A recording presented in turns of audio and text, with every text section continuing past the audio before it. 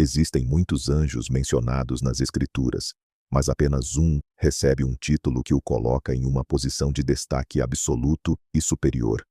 Estamos falando de Miguel. Ele não é apenas um mensageiro comum que traz notícias aos profetas. Miguel é o único ser chamado explicitamente de arcanjo em toda a Bíblia. O prefixo arca vem do grego e significa chefe, princípio ou aquele que comanda.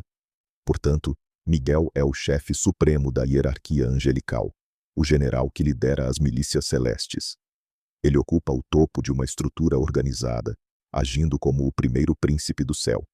Sua autoridade não vem de si mesmo, mas da posição que Deus lhe confiou para manter a ordem e a justiça nas regiões espirituais, agindo muito acima de todos os outros anjos e ordens celestiais conhecidas. O que torna Miguel realmente fascinante é o significado do seu nome. Em hebraico, Micael é uma pergunta poderosa. Quem é como Deus? Essa pergunta serve como um lembrete para toda a criação. Quando Lúcifer tentou ser semelhante ao Altíssimo, o nome de Miguel surgiu como a resposta definitiva. Ninguém é como Deus. Esse nome funciona como um escudo contra o orgulho e a vaidade. Miguel não busca glória para si e não aceita ser adorado. Cada vez que o seu nome é pronunciado, a honra é redirecionada para o Criador. Ele é o executor da vontade divina, que reconhece que todo o poder emana de uma fonte única. Ele atua como o administrador supremo do universo, garantindo que a soberania de Deus seja sempre respeitada em todos os cantos da existência criada. Miguel desempenha um papel fundamental na história, especialmente em relação ao povo de Israel. Ele é o príncipe protetor dos judeus, o guardião que vigia a nação escolhida. No Antigo Testamento, sua presença é sentida em momentos cruciais. Ele atua como um ministro celestial que cuida dos interesses de Deus na terra. Quando as forças das trevas tentam destruir a linhagem da promessa, Miguel intervém de forma direta. Ele não é um observador passivo, mas o braço forte que garante que os planos divinos se cumpram, enfrentando resistências espirituais que os olhos humanos não conseguem ver. Sua lealdade a Israel mostra que ele é o executor da proteção divina, sempre pronto para defender aqueles que pertencem ao Senhor em tempos de crise, guerra e perseguição constante contra o seu povo. Um relato impressionante sobre sua conduta está na pequena carta de Judas. O texto menciona uma disputa entre Miguel e o diabo pelo corpo de Moisés. O adversário provavelmente queria usar os restos mortais do profeta para induzir o povo ao erro ou idolatria, mas Miguel o impediu. O destaque dessa história é a moderação do arcanjo. Mesmo sendo o príncipe mais poderoso do céu, ele não lançou um julgamento injurioso contra o inimigo. Ele não usou insultos. Em vez disso, ele disse apenas: "O Senhor te repreenda." Isso revela a essência do seu caráter, uma dependência total da autoridade de Deus. Miguel entende que a verdadeira força não está na arrogância, mas em estar alinhado com a vontade do Altíssimo, agindo apenas como o executor fiel de suas ordens e decretos no universo. No livro de Daniel, Miguel aparece como o grande príncipe que se levanta em tempos de angústia. Ele luta as batalhas que ninguém mais consegue enfrentar. Quando Daniel orava, foi Miguel quem garantiu que a resposta chegasse, enfrentando a oposição nas regiões celestiais. Ele é o guardião que surge quando a situação parece desesperadora. Antes de continuarmos, inscreva-se no canal e conte para a gente nos comentários de onde você está assistindo. Miguel continua sendo essa figura central de autoridade, o general que lidera os exércitos de luz, enquanto o plano de Deus se desenrola na história. Ele é o guerreiro que prepara o caminho para os eventos finais, protegendo os fiéis e garantindo que a justiça prevaleça contra toda a resistência das trevas que tentam dominar o mundo espiritual e a vida da humanidade. Para entender a importância de Miguel, precisamos olhar para o que aconteceu do outro lado da história. Enquanto Miguel sempre foi o símbolo da lealdade, surgiu uma figura que se tornou o seu oposto total. Estamos falando da transição de Lúcifer para Satanás.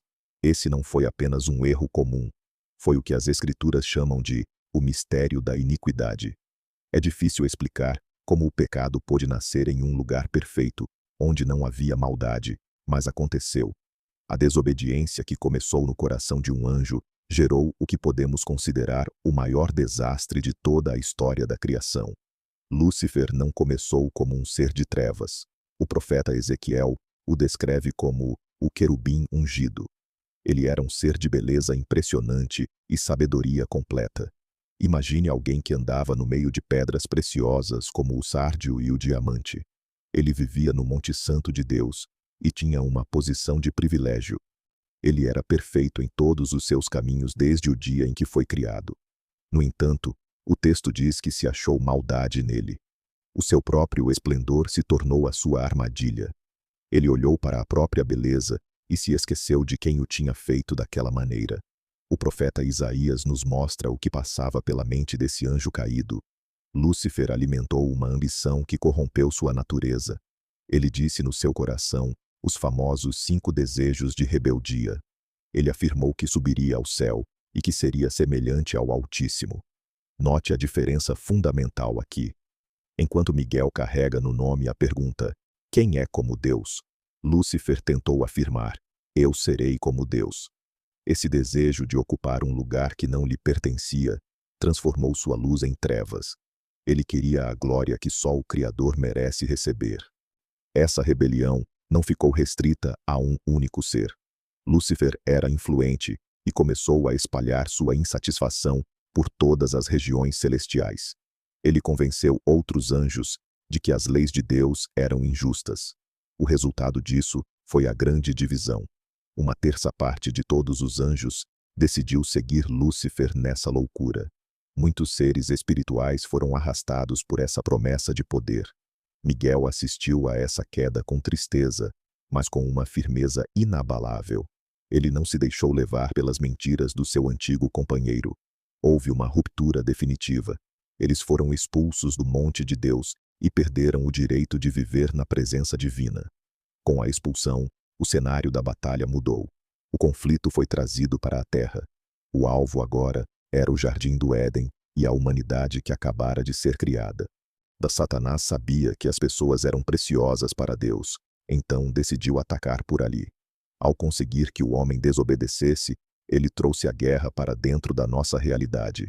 A partir desse momento, a história humana passou a ser influenciada por essa luta invisível. As trevas tentaram estabelecer um domínio sobre o mundo, usando a mentira para afastar as pessoas do Criador. Nesse contexto de guerra, Miguel se destaca como a grande resistência espiritual. Ele é o comandante que mantém as forças do mal sob controle. Enquanto o plano de Deus para salvar a humanidade estava sendo construído, Miguel e seus anjos fiéis trabalhavam para conter o avanço do adversário. Ele atua como um guardião que impede que o mal destrua tudo antes do tempo. Miguel garante que a luz continue brilhando, defendendo a soberania de Deus em cada batalha espiritual. Ele protege os propósitos divinos enquanto o mundo caminha para o confronto final. Cada movimento seu é calculado para defender a verdade. Ele não luta por ódio, mas por amor ao Altíssimo. Essa vigília constante nos permite ter esperança mesmo nas maiores lutas. Lúcifer tenta derrubar a obra de Deus, mas Miguel permanece como o braço forte que segura as portas do abismo. A presença dele é um lembrete de que o mal não tem a última palavra. Sua autoridade vem do fato de ele conhecer perfeitamente o Criador.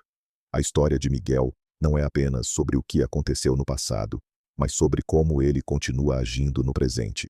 Um exemplo claro disso está no livro de Daniel, no capítulo 10. Um mensageiro de Deus estava tentando entregar uma resposta a Daniel, mas foi impedido por uma força espiritual maligna chamada de Príncipe do Reino da Pérsia. Por 21 dias, essa entidade barrou o caminho do mensageiro. Foi apenas quando Miguel, um dos primeiros príncipes, chegou para ajudar que a resistência foi quebrada. Isso mostra que Miguel é o general que entra em cena quando a luta exige um poder que outros anjos não possuem. Ele é o braço forte que remove os obstáculos para que a vontade de Deus seja feita. Miguel não apenas venceu, ele estabeleceu um padrão de persistência que serve de exemplo. Ele entende que cada batalha vencida no céu reflete uma vitória importante aqui na terra. Ele é o protetor que compreende que a oração de um homem simples move as engrenagens do céu. Sua força é usada para garantir que a voz dos fiéis chegue ao Criador, ao rompendo as barreiras que as trevas levantam no mundo invisível. Miguel é a garantia de que o plano divino seguirá seu curso sem interrupções. Essa função de guerreiro atinge o seu ponto mais alto no livro de Apocalipse. O texto descreve uma guerra titânica nas regiões celestiais. Não foi uma pequena discussão, mas um confronto direto entre Miguel e seus anjos contra o dragão e os seguidores dele. O resultado foi uma derrota total e humilhante para o adversário. O dragão, que é Satanás, não conseguiu manter o seu lugar de privilégio. Ele e seus anjos foram lançados para baixo, em direção à terra. É importante notar que Miguel não venceu por sua própria conta, mas pela autoridade que recebeu do Altíssimo. A expulsão de Satanás trouxe um alívio imenso para todas as cortes celestiais. O acusador, aquele que passava o tempo todo apontando as falhas da humanidade diante do trono, finalmente foi calado para sempre. Miguel garantiu que o céu se tornasse o ambiente de paz eterna, que deveria ser desde o princípio. Para nós, isso significa que o inimigo já perdeu a sua posição mais alta e agora luta desesperadamente. Ele sabe que seu tempo é muito curto diante da eternidade. Mas o papel de Miguel ainda não terminou. Ele está profundamente ligado ao evento mais esperado por quem tem fé, a segunda vinda de Cristo. O apóstolo Paulo escreveu que o Senhor descerá do céu com um brado, com a voz do arcanjo e com a trombeta de Deus. Muitos acreditam que essa voz poderosa que vai ecoar por todo o universo é a própria voz de Miguel. Ele será o encarregado de proclamar o retorno definitivo do Rei dos Reis. É um momento de autoridade máxima no plano de Deus. Essa voz terá o poder de despertar aqueles que já morreram na esperança da vida eterna. Miguel estará lá para anunciar que a morte foi derrotada de uma vez por todas. Ele, que sempre protegeu o povo de Deus, será o responsável por chamar os fiéis para a grande ressurreição. Imagine a força desse grito que vai atravessar os séculos e trazer vida onde havia apenas o silêncio do túmulo. É o grito de vitória final de um general que vê a guerra chegando ao seu fim planejado. No encerramento de tudo, o veredito contra Satanás será executado conforme a justiça. Miguel assistiu a todo o processo, desde a queda de Lúcifer até a sua derrota final. O adversário é um inimigo que já foi vencido no princípio, e agora aguarda apenas o momento de sua eliminação total. Mas Miguel serviu como a muralha fiel que impediu que o mal destruísse a criação completamente. Ele nunca buscou glória para si mesmo em nenhum momento. Cada batalha que ele venceu foi para apontar para a soberania do Criador. Ele é o líder das milícias celestes, que permanece firme até o último segundo da história humana. Sua história termina onde começou, na presença do Altíssimo. Miguel venceu de vez agora.